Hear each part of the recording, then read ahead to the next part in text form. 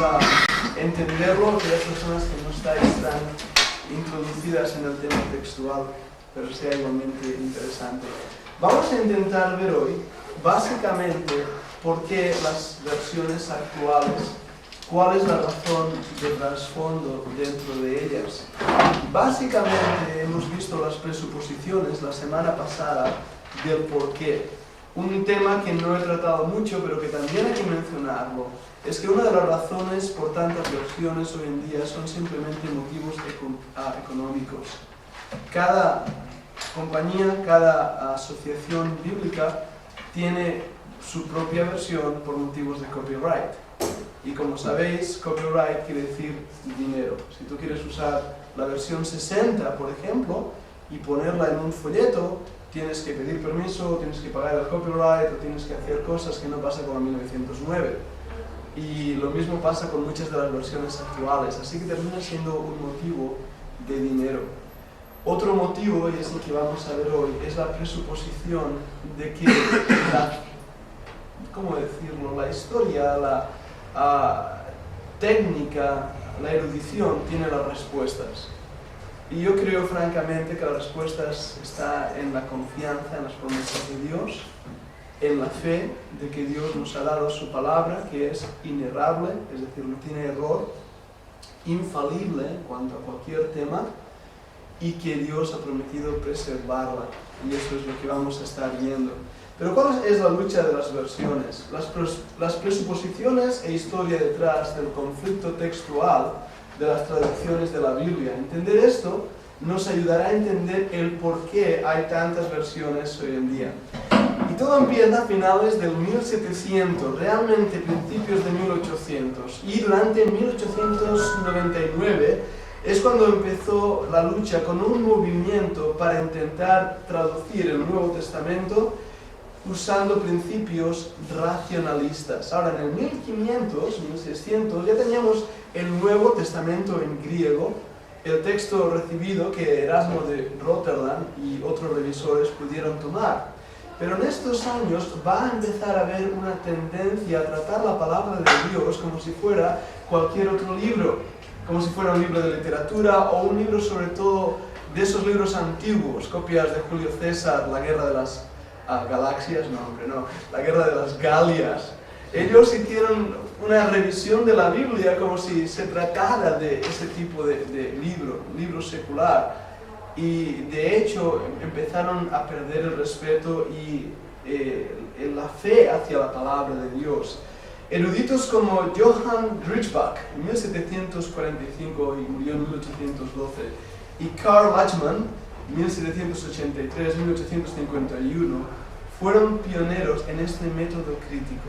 Así que veis ahí el primer paso, acercarnos a los manuscritos de la palabra de Dios como si se tratara de libros seculares, escritos por griegos o latinos, o filósofos o historiadores antiguos, sin tener en cuenta que era la palabra de Dios.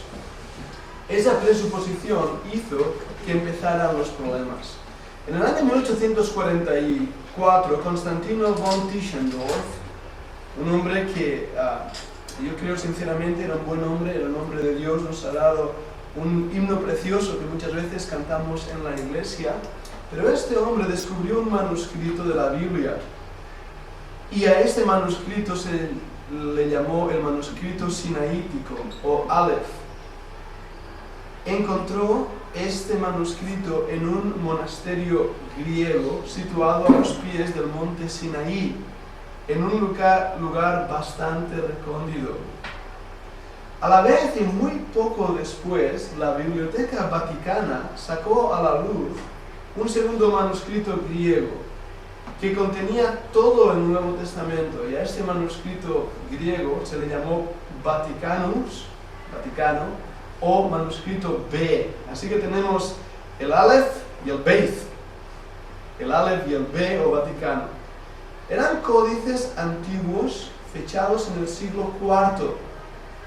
Ahora, diferenciaban mucho del texto recibido. Había diferencias bastante grandes entre el texto que había recibido a través de la transmisión hasta Erasmo de Rotterdam y estos textos tenían verdaderas diferencias.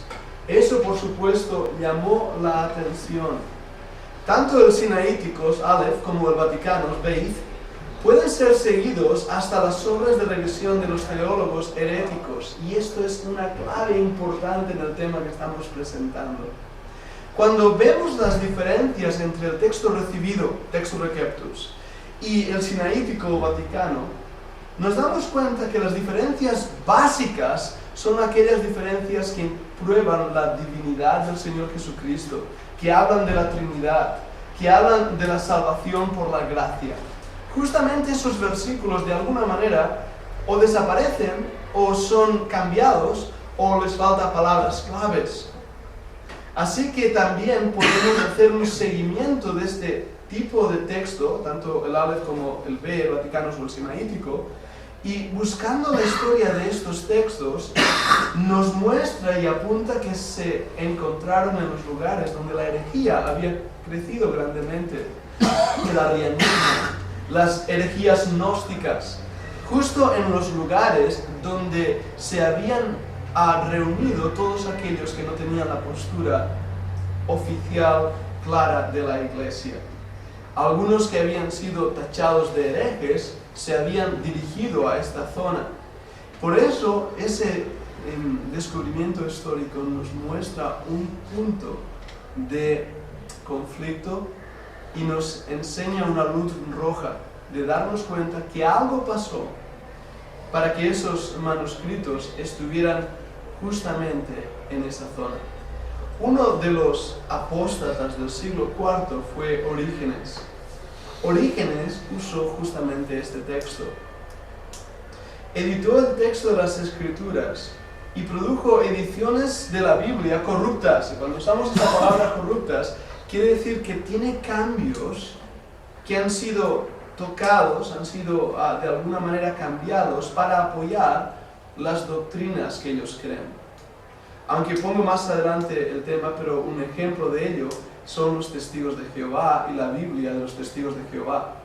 Cuando uno la lee y la usa, se da cuenta que son justamente los versículos que hablan de la Trinidad o del infierno o de la cruz de Cristo o de la deidad de Jesucristo que han sido de alguna manera cambiados. Y eso nos muestra un grave error. Y por eso hablamos de textos corruptos en una zona donde las creencias gnósticas habían crecido grandemente. La fotografía que tenéis aquí, o el dibujito, es un dibujo artístico de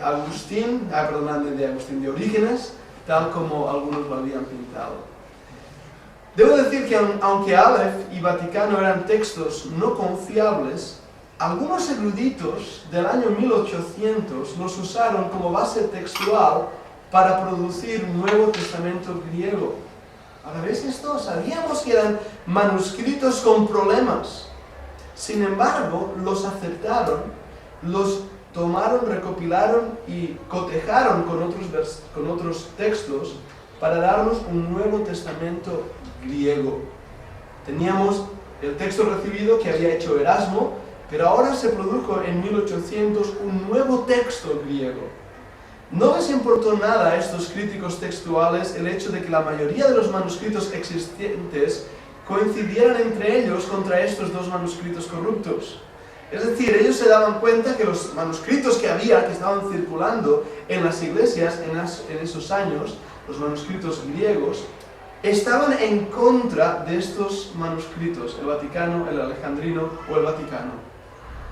Y sin embargo, y a pesar de ello, pensaron que eran mucho mejores que todos los demás manuscritos existentes. Y de esta manera, algunos críticos de dudosa teología defendieron estos textos diciendo que eran más antiguos y por lo tanto superiores a los textos usados por Erasmo. Ahora, fijaros bien en este dato. Incluso en la Biblia Scofield que tengo, en las notas al pie de página, hay frases como: este versículo no aparece en los manuscritos más antiguos. O peor aún, estos versículos no aparecen en los manuscritos más fiables. Empiezan a utilizar palabras que lo que hacen es poner en duda el texto de la Biblia que teníamos hasta ese momento.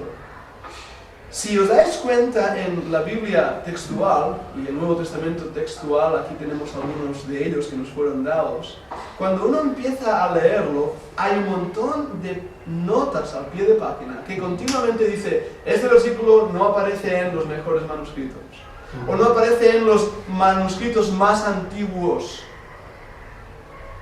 Esto hace que podamos poner una duda sobre la Biblia que tenemos. Hay dos problemas básicos. Uno es, ¿quiénes son los eruditos que alegan, dicen esto? Porque según qué eruditos lo digan y según sus presuposiciones, sabremos lo que creen y sabremos entonces cómo interpretan y trabajan en la Biblia. La segunda cosa que debemos darnos cuenta es por qué hablan de los manuscritos más antiguos. ¿Son realmente los más antiguos? Y siendo los más antiguos, ¿por qué son los más antiguos? ¿Cuál es la razón que no hay más antiguos que esto? Si es que no los hay. Y si los hay, y se puede probar, esos documentos más antiguos prueban la realidad del texto recibido, no la realidad del texto crítico. Son algunas preguntas que delante de este conflicto tenemos que hacernos. Pero vamos a intentar continuar desarrollando el punto.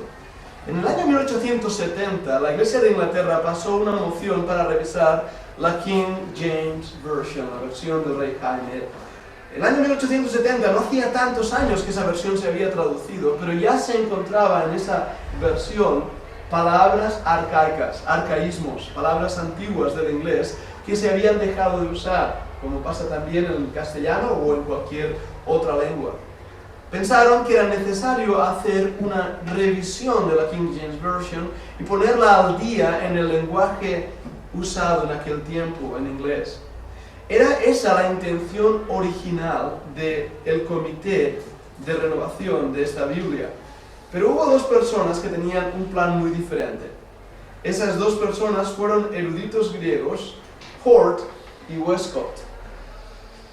El comité estaba formado por varias personas, pero los señores Brooke, Westcott y Fenton G. A. Hort se habían dedicado por años a producir un Nuevo Testamento griego utilizando los manuscritos Aleph y Beit, los manuscritos alejandrino, vaticano y sinaítico.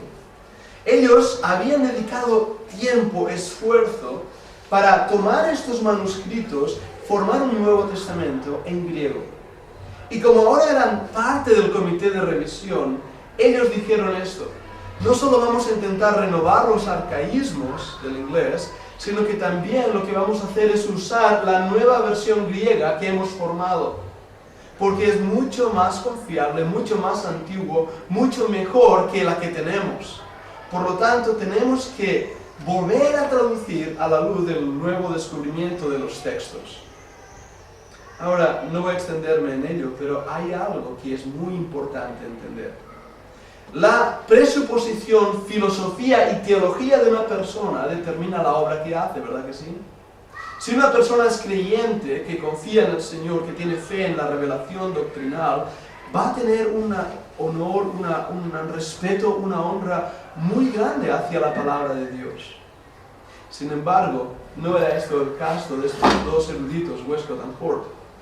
Ellos fueron muy influenciados por la mariolatría, es decir, la devoción a la Virgen María, por el darwinismo, el unitarianismo, ¿entendéis esta palabra? No creían en la Trinidad, por lo tanto, estaban de acuerdo con el arrianismo, y eran creencias que estaban metidas en ellos, y que cuando formaron parte del comité, con esa presuposición, no les importó traducir versículos y cambiarlos para que pudieran apoyar sus posturas teológicas. Ahora, fijaros que estamos hablando de los textos griegos, pero ese cambio del año 1881 va a influenciar de aquí al futuro hasta nuestros días.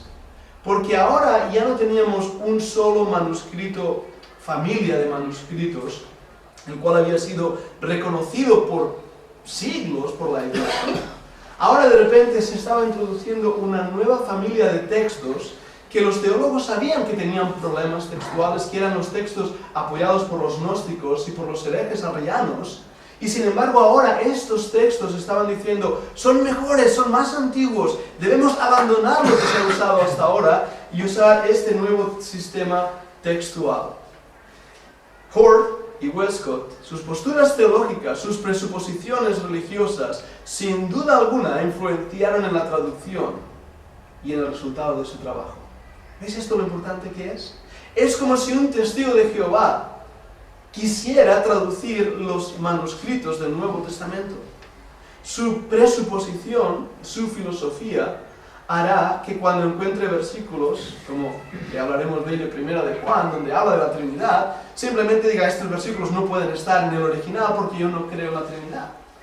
Cuando habla de nuestro Dios y Salvador Jesucristo, diga, uy, esto no puede ser así, no puede ser Dios y Salvador. Puede ser Salvador, sí, pero Él no es Dios. Así que va a cambiar esos versículos. Y de esta manera, un testigo de Jehová haría una Biblia justamente como la que tienen. A su medida. A su medida. Sin embargo, no es la verdadera traducción de los originales de la Biblia. Y más si creemos que Dios ha prometido guardarla y preservarla hasta el final de los días. Pero fijaros cómo Satanás fue tan astuto en decir, bueno, ya que no he podido destruir la Biblia tal como se propuso la Inquisición aquí en España, la persecución hacia el libro eterno, ya que no he conseguido terminar con la Biblia, lo que voy a hacer ahora es causar tal confusión y causar tantas dudas que al final los creyentes ya no sepan qué Biblia tienen. Ya no sepan qué Biblia es la verdad. Ya no sepan lo que es la palabra de Dios, lo que contiene la palabra de Dios y lo que es una añadidura a la palabra de Dios. Y todo empezó a través del trabajo del gnosticismo, del arrianismo, pero después de un hilo histórico a través de los textos sinaíticos, Aleph, Beit y más tarde el texto alejandrino. En el año 81, Dios usó la respuesta necesaria. Se publicó en Inglaterra una versión inglesa, English Revised Version. Se publicó también la American Standard Version, ASV, y fue publicada en el año 1901. Dios estaba viendo esto, el Señor estaba viendo el resultado de estas ediciones y el Señor, como veremos, estaba preparando a un hombre para dar una correcta respuesta. Estas versiones inglesas estaban basadas en la revisión de Westcott y Hort, quienes preferían la versión corrupta del texto sinaítico y vaticano por encima de la mayoría de textos fieles que existían. Muchos eruditos, quienes no estaban impresionados por el trabajo de Westcott y Hort y sus principios de criticismo textual, se opusieron a estas dos versiones en inglés. Y aquí es cuando digo que el Señor, viendo lo que estaba pasando, empezó a levantar hombres que defendieron la verdadera postura textual. Uno de ellos fue Scrivener, 1813 hasta 1891. Otro de ellos fue John Burgon, 1813 también, fijaros, el mismo año hasta 1888. Defendieron la preservación divina de las Escrituras y que la fidelidad del texto recibido. Burgon realizó un trabajo mastodóntico para poder defender el texto recibido. Con la ayuda de varios hermanos, algunos de los escritos de Burgon se tradujeron. Hace 4 años hice una revisión de unas 500 páginas del texto de Burgon. No lo hemos publicado por falta de dinero. Nos gustaría poder tener lo suficiente para publicar estos escritos. Pero voy a intentar ponerlo en la página web para que podáis al menos bajarlo. Son unas 500 páginas, si mal recuerdo, de información que Burgon escribió sobre la defensa del texto recibido. Ellos no querían corregir las Escrituras, ellos querían defender las Escrituras que providencialmente habían recibido mediante la gracia del Señor. Ahora, las primeras versiones que salieron a la luz y que seguían el texto crítico no fueron populares.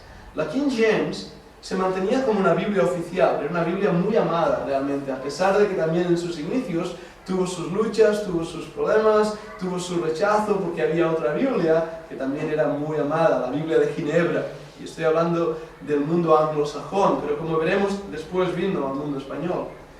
De todas maneras, la King James se había convertido en la Biblia de la Iglesia.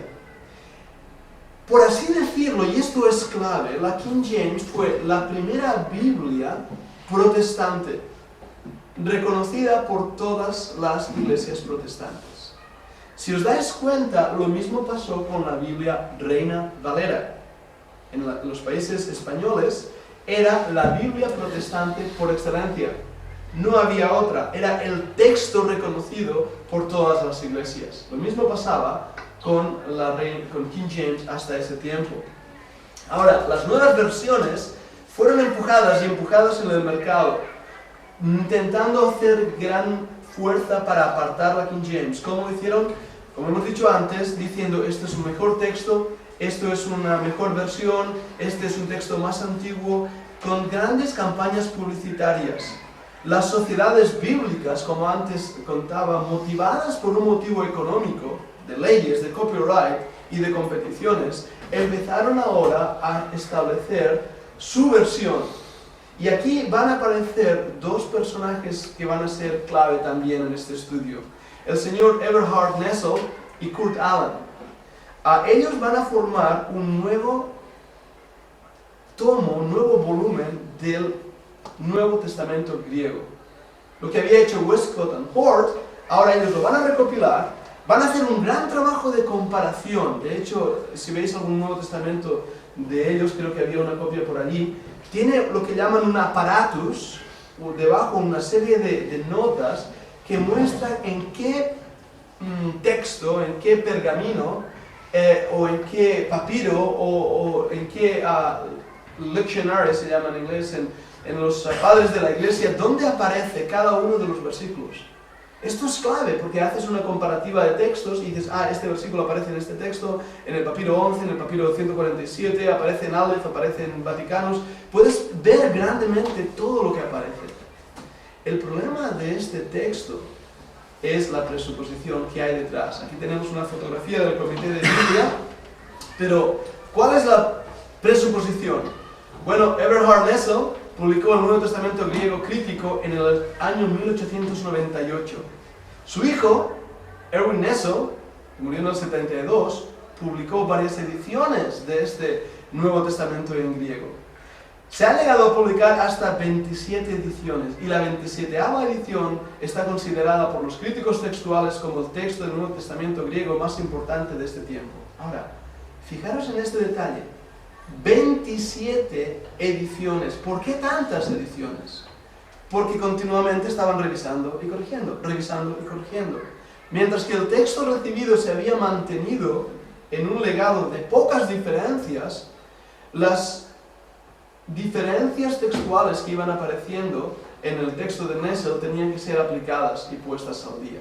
Eso fue un trabajo muy, muy grande. Así que el comité de las sociedades bíblicas publicaron Kurt Aland y Eberhard Nessel, el texto griego, y se ha convertido en uno de los textos más populares usados en muchos de los seminarios, institutos bíblicos en Estados Unidos. Y yo mismo lo usé porque fue tan erudito el trabajo, fue un trabajo tan excelente que los profesores de griego y también muchos de los comentaristas del Nuevo Testamento griego, como es Wuest es uno de los más populares, aunque no ha sido traducido al castellano.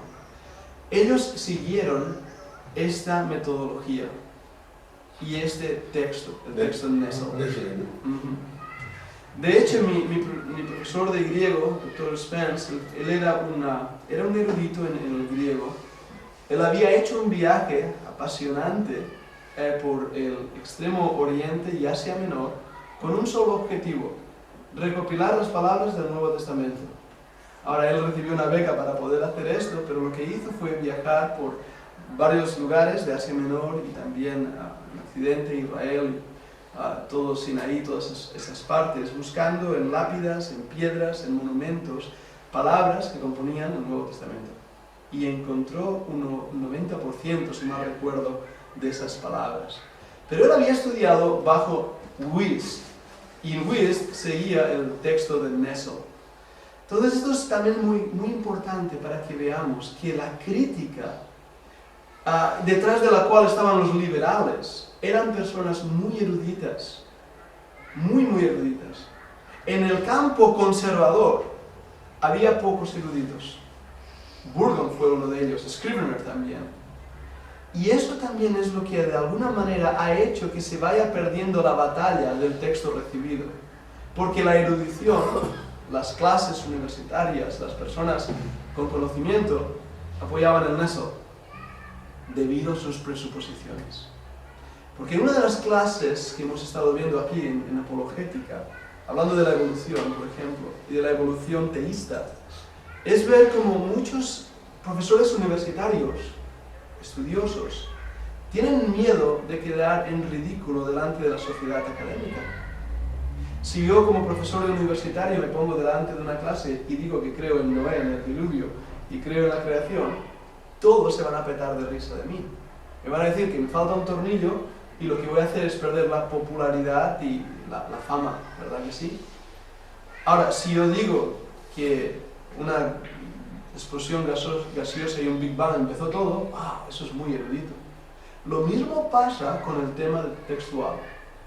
Si yo digo que Dios ha preservado su palabra, Dios ha prometido guardarla hasta el fin de los días por generación en generación, suena no tan erudito como si digo, hemos encontrado en el desierto, en una cueva perdida o en un lugar, en un monasterio, una serie de textos muy antiguos, los cuales nos dan nueva revelación y nuevo entendimiento del texto bíblico, y a partir de ahora tenemos que ver el texto bíblico a través de estos manuscritos. Esto es lo que pasó. En el año 66, hace 46 años ya, apareció The Great New Testament en el mundo inglés. Fijaros, es griego con notas en inglés, pero es griego. Fue publicado por la United Bible Society, la Sociedad Bíblica Unida. Entre los miembros del comité se encontraban Kurt Anal y un nuevo hombre, Bruce Metzger, muerto en el año 2007.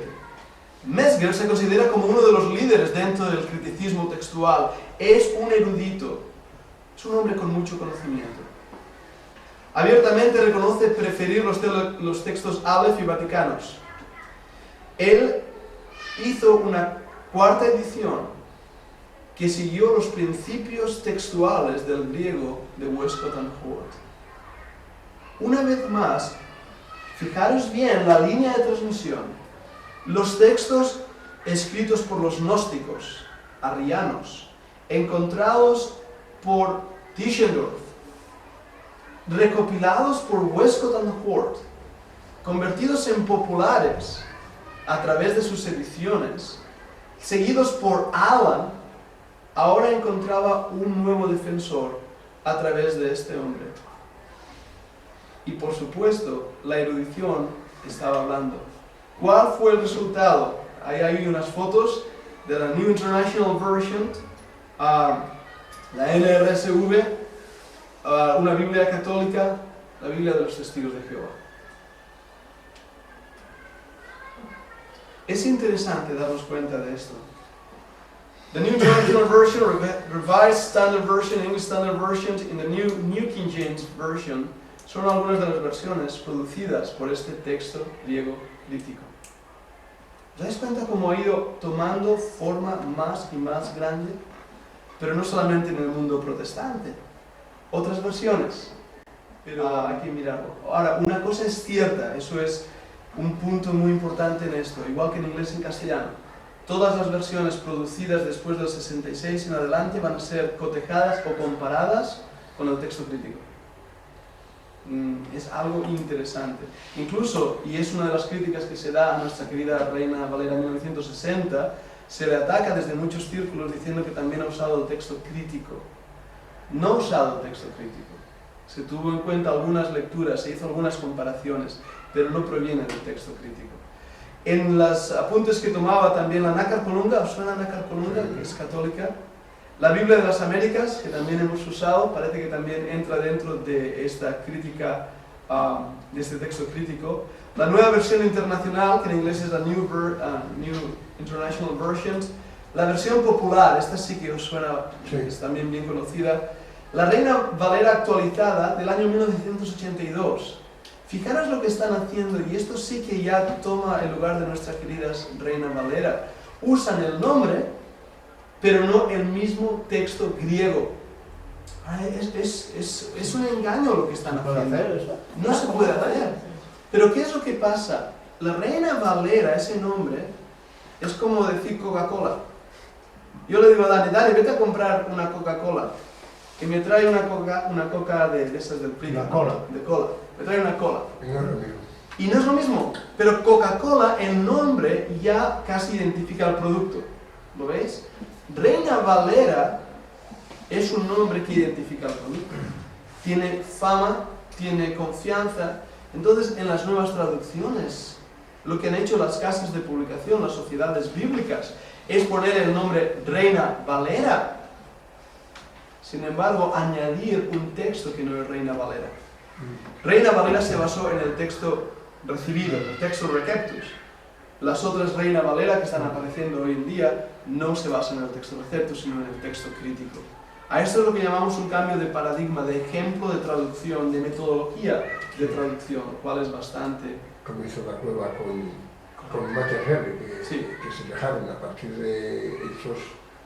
Bueno, la línea que siguió Francisco La Cueva no era la línea de Matthew Henry, es lo que dice. Correcto. Es una... no sé si habéis escuchado esto, el Matthew Henry que hizo La Cueva, claro, es Matthew Henry. No, no es Matthew Henry. Fue un plagio con muchos cambios y algunas ideas suyas y otras extirpaciones que él había hecho. Pero claro, ¿quién vende más? ¿Francisco La Cueva o Matthew Henry? Todo el mundo conoce a Matthew Henry. Entonces, si yo pongo un nombre, Matthew Henry, y Francisco La Cueva, yo me voy a hacer popular en la sombra de otra persona. Como decimos en castellano, a quien buen árbol se arrima, buena sombra le cobija. Sí, para ver más, la editorial este tema hablamos, y él, cuando le dio alojamiento a Miguel en su casa, reconocía que no había ahora. Bueno, tenía razón los hermanos, sí. Mismo lo decía. Lo mismo pasa, hablando de este hermano, La Cueva, en su Nuevo Testamento griego. Sí. Adivina qué texto usa. Míralo en la página desde el inicio, usa no el texto recibido, el interlineal, sino comparativamente con el texto crítico. Utiliza en el interlineal. Claro. Dios habla hoy, es otra de las traducciones, y veis hay una que se llama Traducción del Nuevo Mundo. ¿Os suena esta? Sí, esa es de los testigos de Jehová, ¿no? La de los testigos de Jehová. Ahora, los testigos de Jehová dicen, en su defensa, que el gran erudito griego Manti, no sé si lo pronuncio bien, este hombre, Iramanti, este hombre apoya su Biblia. Yo he visto una encuesta que se le hizo, una interview, le preguntaron, y él dijo, yo nunca he apoyado la Biblia de la traducción del Nuevo Mundo, porque no es una buena traducción.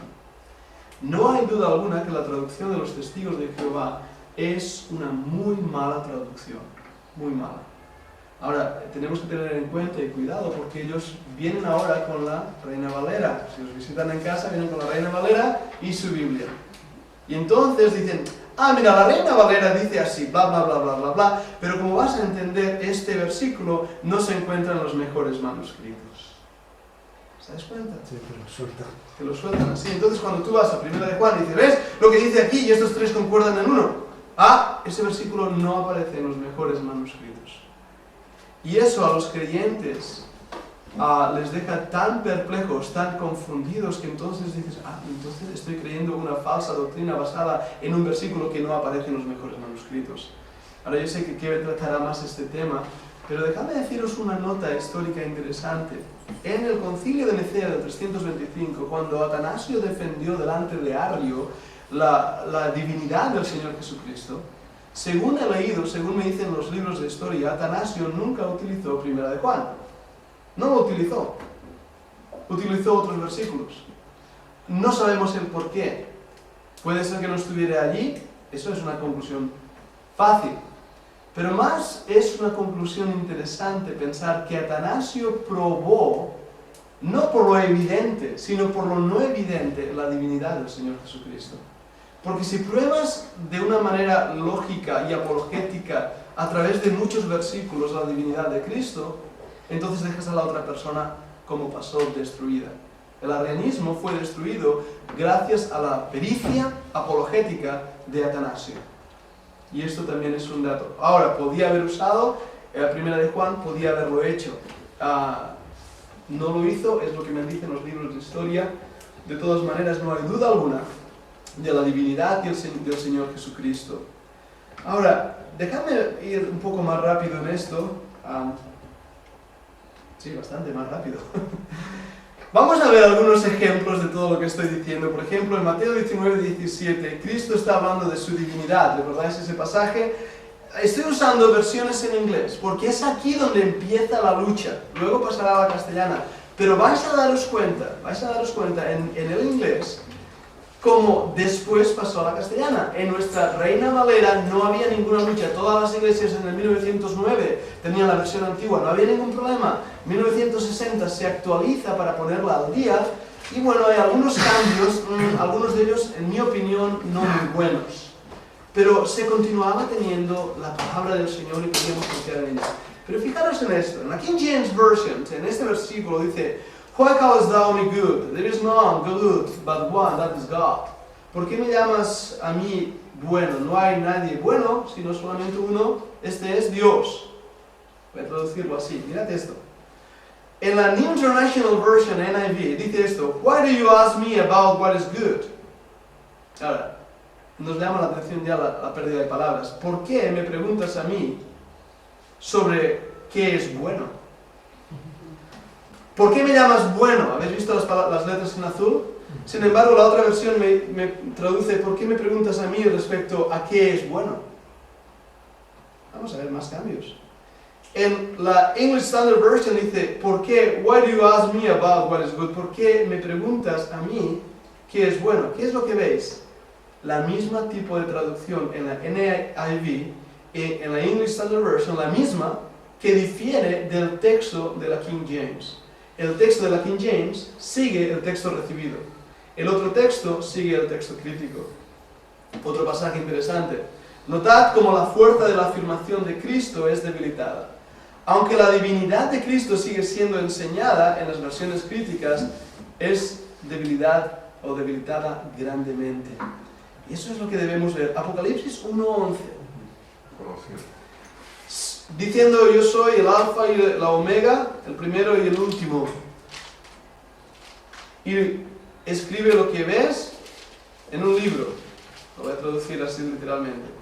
Yo soy el alfa y la omega, el primero y el último. Es lo que dice nuestra Reina Valera, ¿verdad que sí? La New International Version dice: which said, write on a scroll. ¿Qué ha pasado con todo lo demás? Dice, el cual dijo: escribe en un libro, en un rollo. ¿Dónde están las palabras yo soy el alfa y la omega, el principio y el último? Se les han comido todos. Se las han comido. Totalmente. Esa es la nueva versión. En la nueva versión internacional. En la otra versión, English Revised Standard, dice: write what you see in a book. Escribe lo que ves en un libro. ¿Dónde están las palabras yo soy el alfa y la omega, el primero y el último? ¿Dónde están? Es lo que pasa con estas versiones. ¿Qué es lo que haría un testigo de Jehová? Cuando tú vas a Apocalipsis y dices: ¿ves lo que el Señor dice? Yo soy el primero y el último. El primero y el último, el alfa y el omega. ¿Ves? El testigo de Jehová te dirá: ese versículo no aparece en los mejores manuscritos.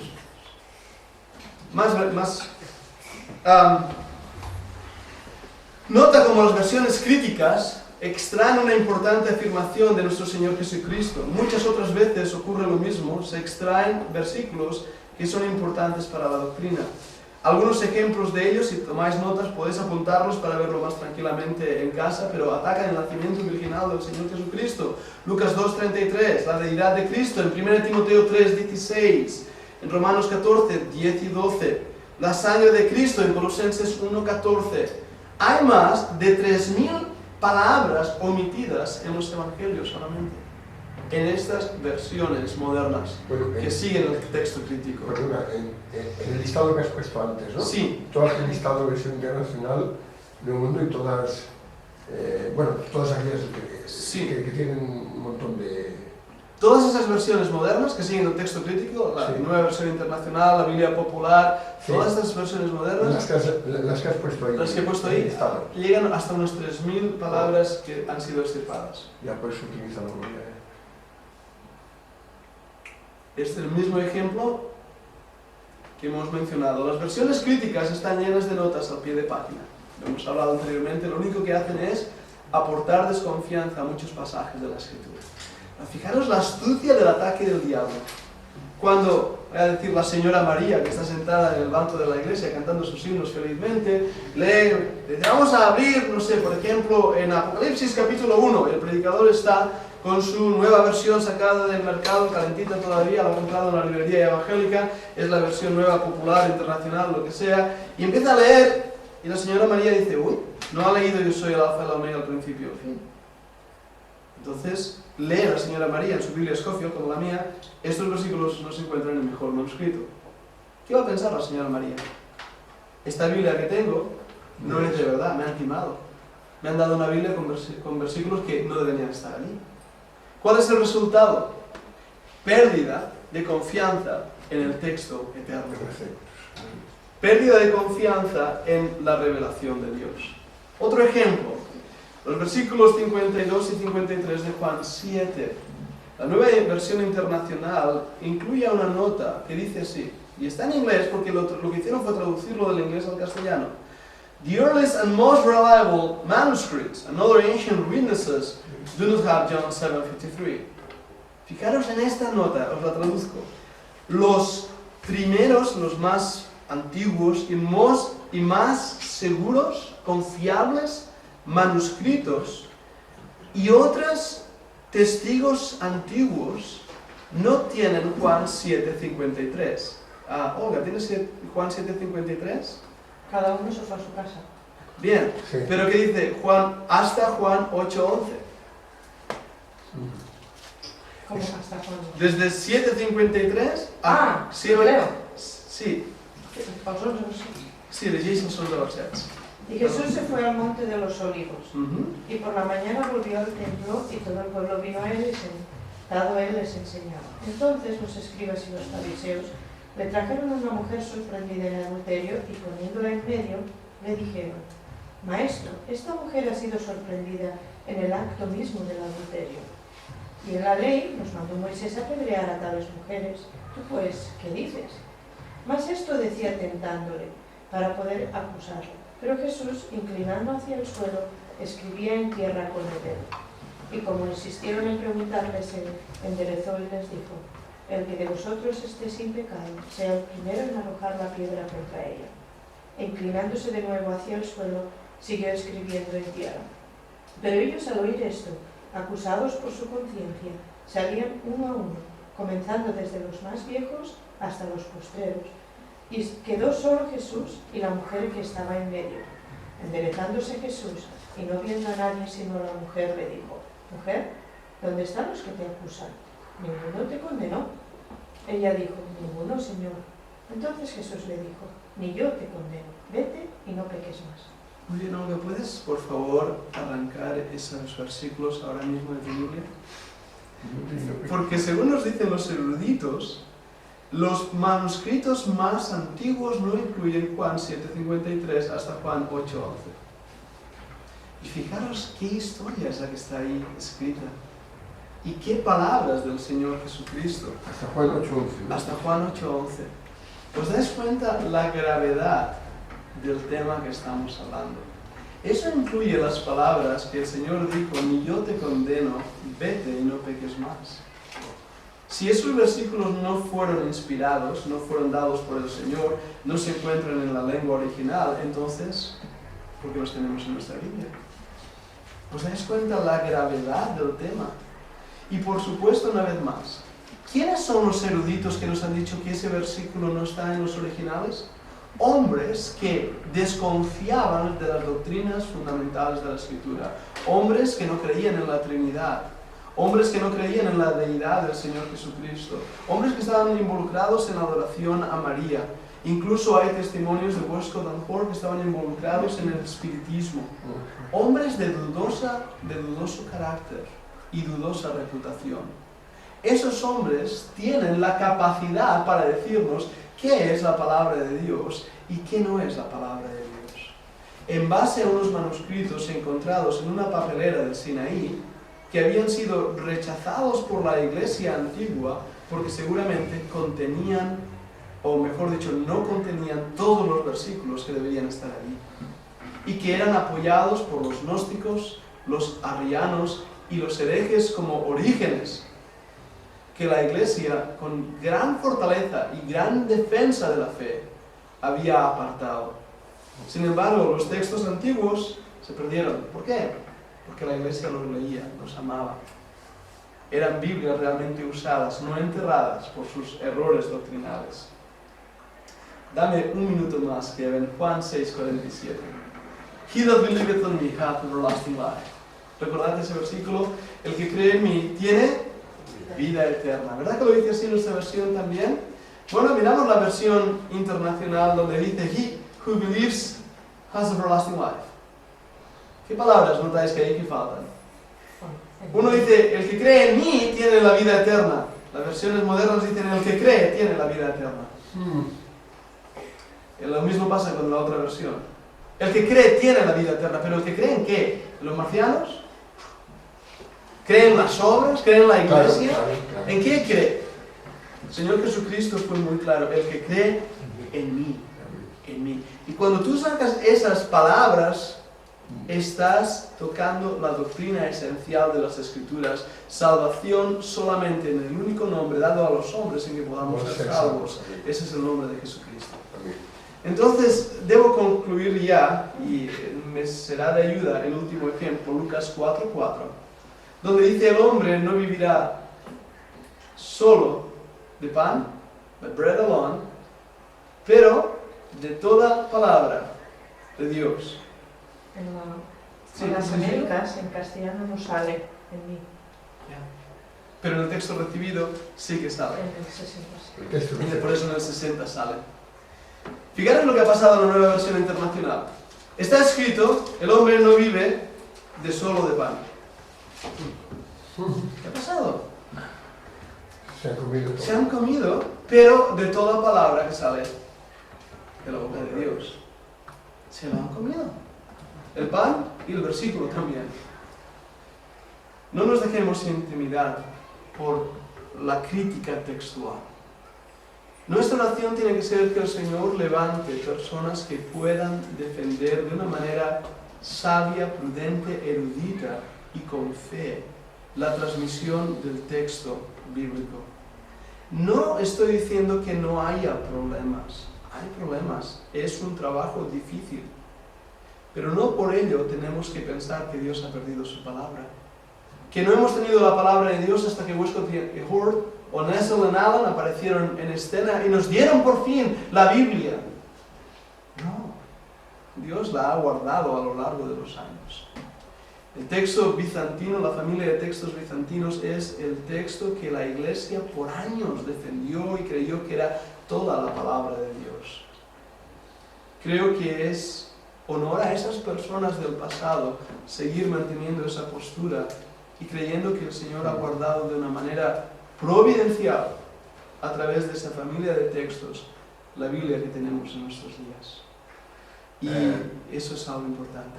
Sí, hermano. Orígenes, fíjate, se castró él mismo, sí. Todo, para que veas. Una pregunta. Había tomado nota, para tener en cuenta también, nueva versión de intervención, un nuevo mundo, no, un nuevo mundo ya sabía que eran los testigos. Había, sí, la Nácar Columba también hace una comparativa. 3 o 4 versiones más. Sí. Nácar Columba, sí. Hay un, y esto lo no, aparte de la. Dios habla hoy. También la Biblia de las Américas también utiliza el texto crítico. Biblia, hay un trabajo excelente hecho por un hermano que hace una comparativa de 15 versiones. Lo que ha hecho en una especie de columnas. Dios habla hoy, ¿no? Hace todo, dónde aparece y qué no aparece. Lo tengo, lo subiré a la página web también. A ver si está ese libro que regaló Juan Morales, uno de las traducciones. Sí, este es otro tema. Este es uno chiquitito. Sí, de Allenhausen. Esto lo traducimos a ediciones bíblicas, Sí. el hermano Tony Mendoza. Sí, exacto. Sí. Después tenemos otro que es Revisando la Revisión. Westcott and Hort, hay otro librito de Westcott and Hort, este no está en formato PDF, hay que comprarlo así, pero es muy bueno también. Y hay varios libros.